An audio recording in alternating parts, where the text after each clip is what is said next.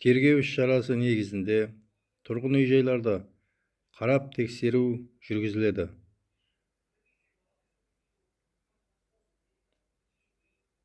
Тергөө судьясынын санкциясы менен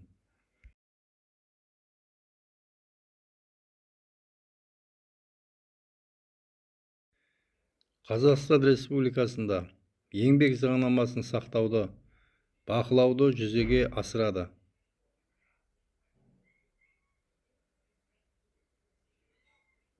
Мемлекеттик еңбек инспектору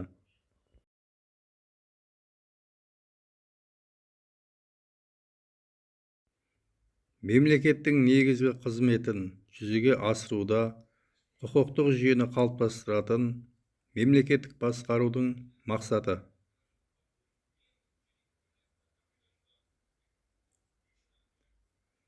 Кукуктук уюмдаштыруучулук.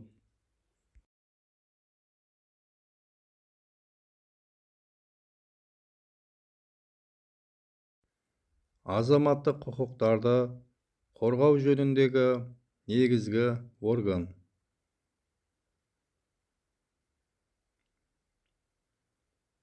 Сот.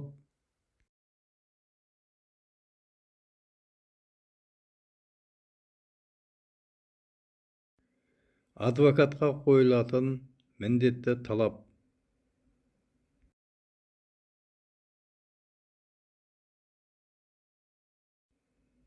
Лицензиясынын болуу.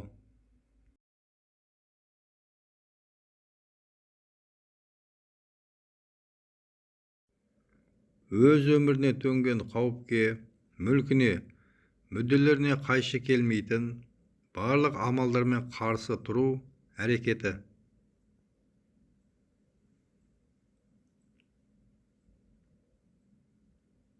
Өзүн өзү коргоо.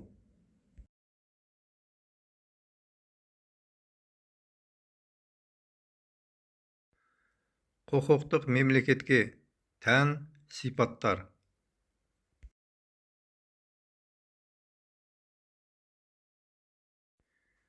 Лауазымды тұлғалардың бийлигин кукук нормалары менен шектейди.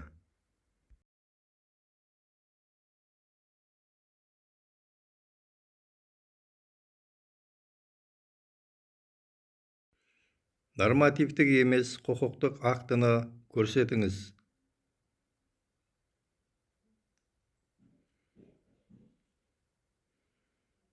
Сот шешими.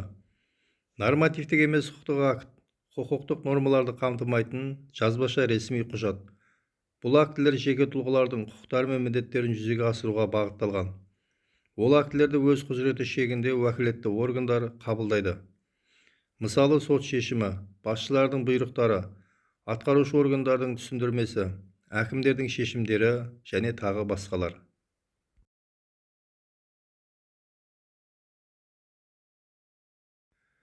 Төнгөн кауіптен өзүнүн жеке күчүмен және куралдарымен коргануу.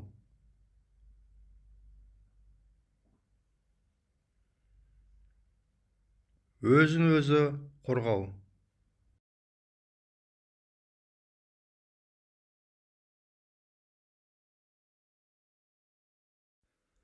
Тутунуучунун талап этүү кукугун аныктаңыз.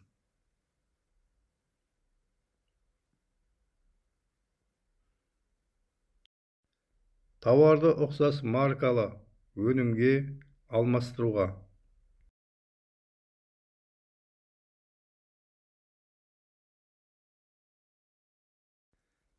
Қазақстан Республикасындағы бийликтин 3 тармагын аныктаңыз.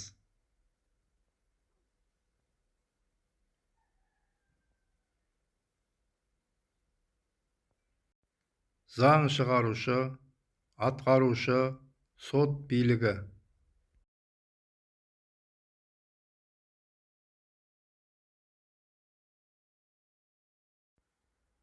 Кукуктук сананын курулумун мазмуну менен сайкестендириңиз. Кукуктук сана, кукуктук идеология, кукуктук психология.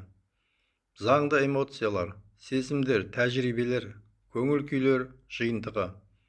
Колданыстагы кукук пен ойду багалау, құқыққа өзгерістер енгізу туралы идеялар, қоғамдағы әлеуметтік топтағы құқықтық көзқарас, талап, идеялардың жүйеленген ғылыми көрінісі.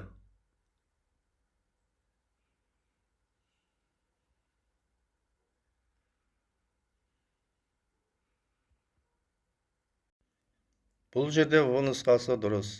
Құқықтық сана, қолданыстағы құқық пен ойды бағалау, құқыққа өзгерістер енгізу туралы идеялар, құқықтық идеология, қоғамдағы, әлеуметтік топтағы құқықтық көзқарас, талап, идеялардың жүйеленген ғылыми көрінісі, құқықтық психология, заңды эмоциялар, сезімдер, тәжірибелер, көңіл күйлер жиынтығы.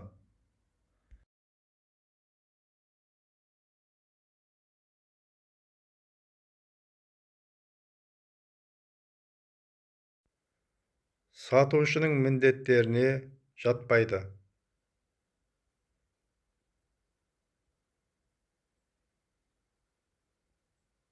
Метрлеп сататын тауарларды қабылдауға.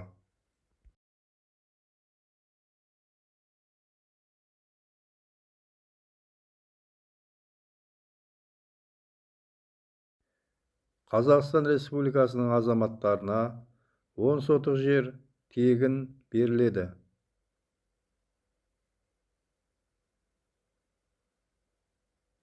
Жеке тұрғын үй құрылысына.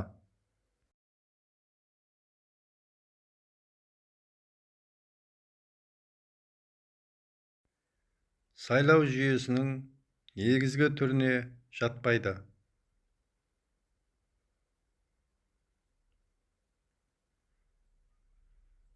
Ерекше сайлау жүйесі.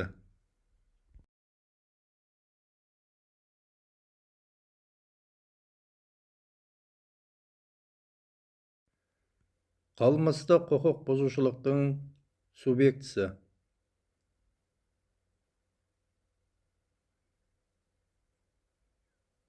Жеке тұлға.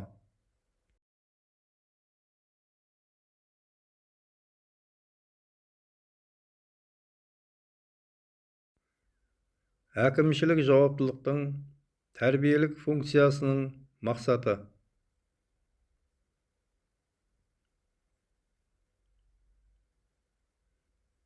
Құқық бұзушылықтың алдын алуға шақыру.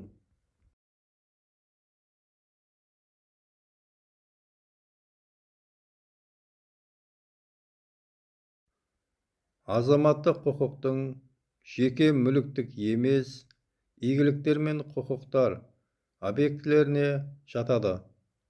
Ақша, заттар, құнды қағаздар, отбасылық және жеке құпия, ар-намыс, қадір-қасиет, өмір, денсаулық, абырой. Төртінші, жұмыс, қызмет, зияткерлік қызметтің нәтижелері.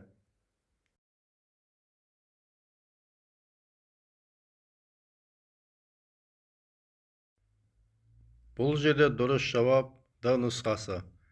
Азаматтың жеке мүліктік емес игіліктер мен құқықтарына жататындар. Отбасылық және жеке құпия, ар-намыс, қадір-қасиеті, өмір, денсаулық, абырой.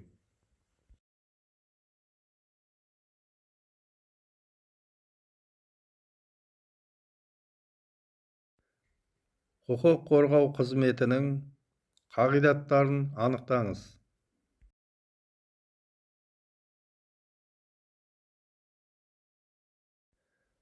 Құқық қорғау органдарындағы құқық қорғау қызметін ұйымдастыру әдіс-тәсілдерінің ортақтығы.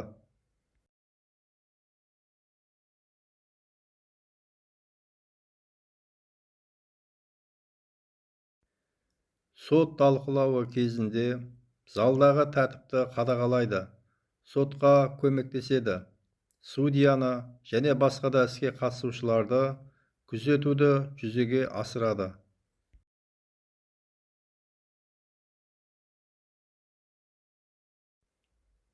Сот приставы.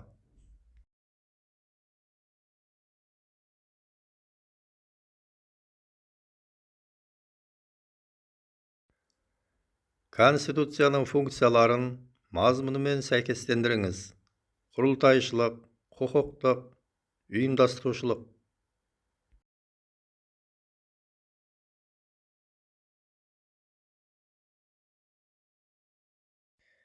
Бұл жерде В нұсқасы дұрыс. Құрылтайшылық мемлекетіміздің саясаты мен конституциялық құрылым негіздерін және негізгі қағидаларын бекітеді, тағайындайды. Құқықтық барлық заңдар мен мемлекеттік органдардың өзге де актілері конституцияны негізге алып, соған сәйкес жасалынады.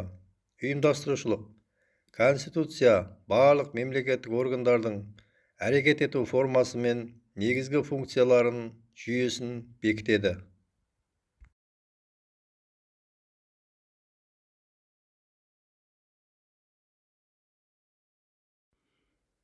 Бір атадан тараған туысқандық байланыста болып отырған тұлғалар.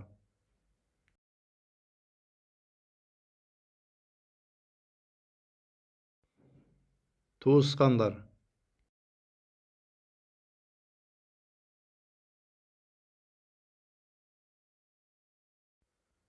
Құқықтық білімдеріңізді пайдаланып, халықаралық құқықтың қағидаттарын мазмұндарымен сәйкестендіріңіз. Халықаралық теңдік және өзін-өзі анықтау, халықаралық дауларды бейбіт жолмен шешу.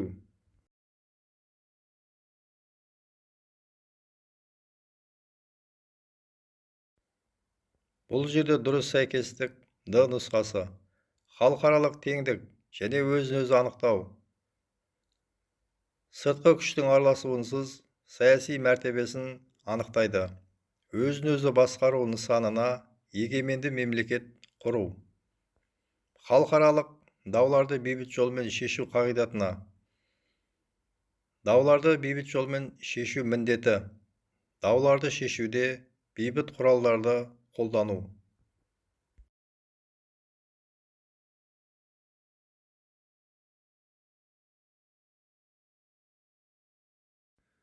ЮНЕСКО ұйымының қарайтын мәселесі.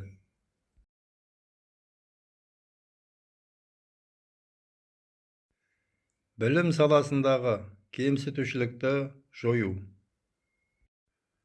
Ұйым қызметін қамтитын мәселелер. Сауатсыздық пен білім саласындағы кемсітушіліктер. Ұлттық мамандарды даярлау мен ұлттық мәдениетті зерделеу. Океанография мен биосфера. Геология, әлеуметтік ғылым мәселелері. ЮНЕСКО Африка мен гендерлік теңдік саясатын назарында ұстайды.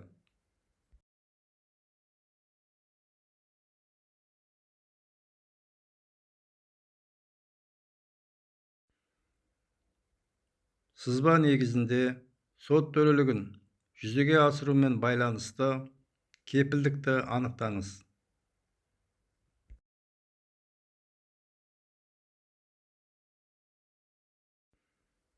Судьялардың тәуелсіздігі.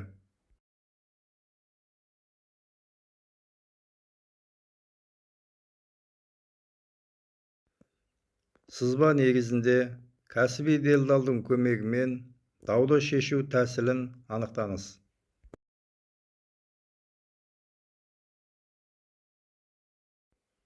Медиация.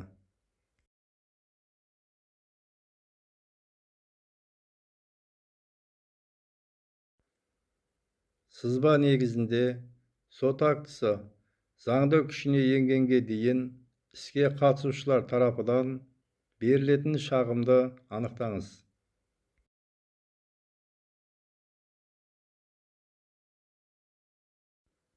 Апелляция.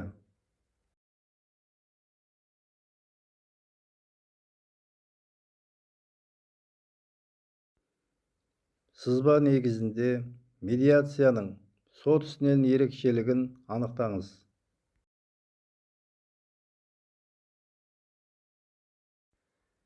Тараптар ымыраласуға тырысады.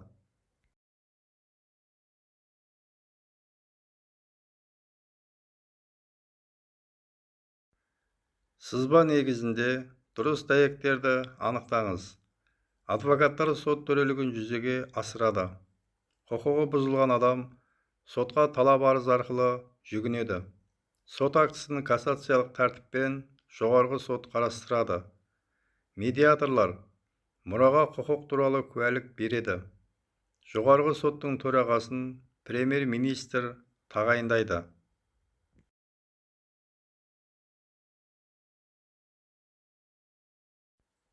Дұрыс дәйектер.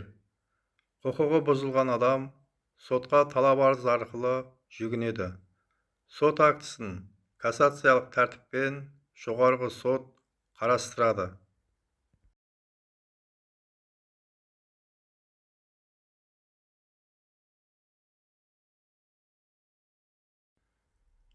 Сәйкестендіру тапсырмалары. Сот төрелігінің қағидаттарын мазмұнымен сәйкестендіріңіз. Сот төрелігін соттың ғана жүргізуі, кінәсіздік презумпциясы. Нұсқалары. Іске қатыспайтын азаматтар сот отырысына қатысуға құқылы. Басқа органдар судьяның өкілеттігін иемденуге құқылы емес. Айыпталушы өзінің кінәсіздігін дәлелдеуге міндетті емес. Сот алдында барлық тұлғалар тең және мәртебесі бірдей.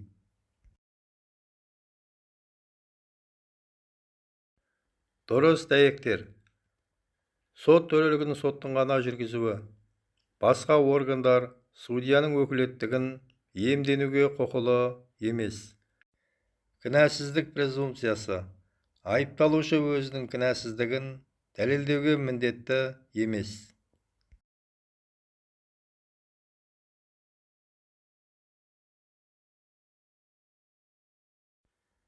Халықаралық ұйымдар мен Қазақстан Республикасына қатысты мәліметті сәйкестендіріңіз.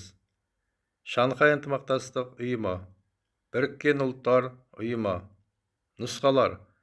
2002 жылы Алматыда кеңсесі ашылды. Қазақстан 2001 жылы мүшелігіне қабылданды. Қазақстан 2005 жылы ұйымға төрағалық етті. 2016 жылы Қазақстанда саммиті өтті.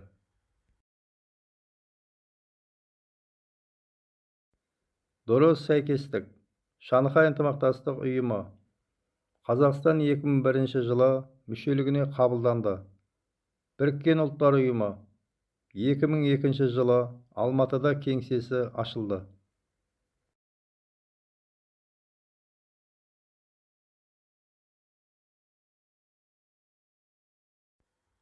Еңбек құқығына байланысты терминдерді анықтамаларымен сәйкестендіріңіз. Еңбек құқығы. Еңбек шарты. Нұсқалар. Жұмыс беруші мен жұмыскер арасындағы жазбаша келісім. Жұмыскер мен еңбек қатынастарында тұрған жеке немесе заңды тұлға. Еңбек ету үдерісінде қоғамдық қатынастарды реттеп отыратын құқықтық нормалар жиынтығы. Жұмыс барысында жұмыскерлердің өмірі мен денсаулығына қауіп төнбеуін қамтамасыз ету жүйесі.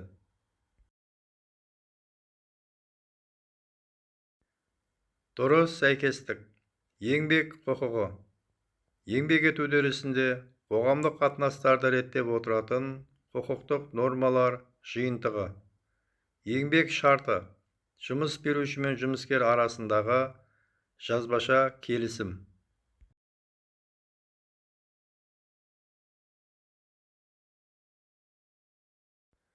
Адамның негізгі табиғи ресурстарды пайдалану саласындағы анықтамалар мен қатынастарды сәйкестендіріңіз. Қолайлы қоршаған ортада өмір сүру. Табиғат пен табиғи байлықтарды сақтау. Нұсқалары. Экологиялық зиянкестік. Экологиялық құқығы. Экологиялық құқық бұзушылық. Экология саласындағы міндеті.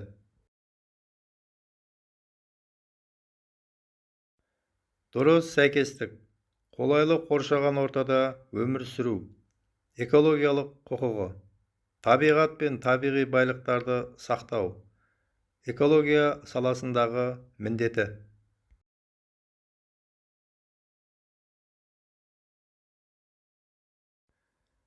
Әкімшілік жауапкершілік функциясының атауын дәйектермен сәйкестендіріңіз. Мүліктік ауыртпалық салу, қолайсыз жағдайлар туғызу, құқық бұзушыдан келтірілген зиянның шығынын өтеуге, орнын толтыруға, өндіріп алуға мүмкіндік береді. Нұсқалары: тәрбиелік функциясы, айыппұл функциясы, құқықты қалпына келтіру функциясы, айыптыларды жазалау.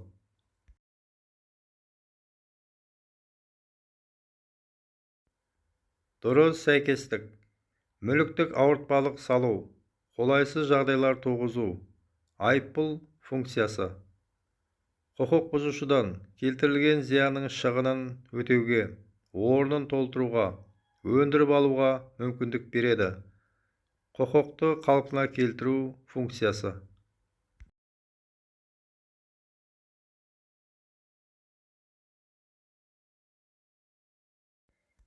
Қазақстан Республикасының әрбір азаматының міндеттері.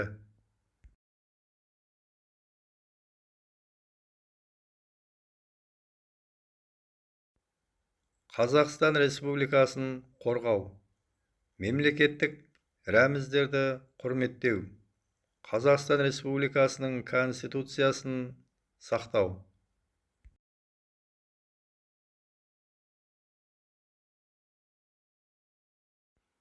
Неке ерлі-зайыптылардың біреуінің өтініші арқылы тоқтату шарттары.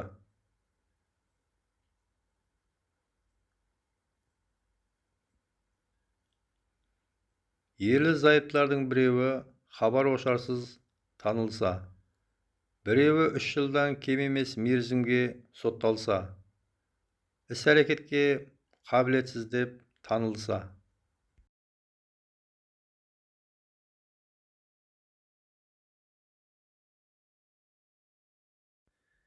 Мемлекеттік басқарудың түрлері.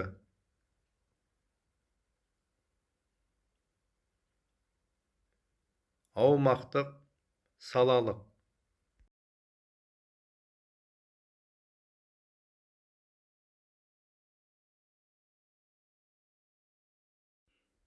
Тұтынушылардың құқығы мен заңды мүдделерін қорғауды жүзеге асырушылар.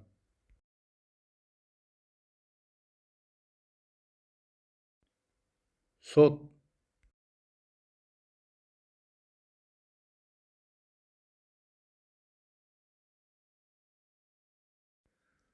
Ұрлық жасаған үшін дүре соғуды жаза ретінде қолданатын елдер.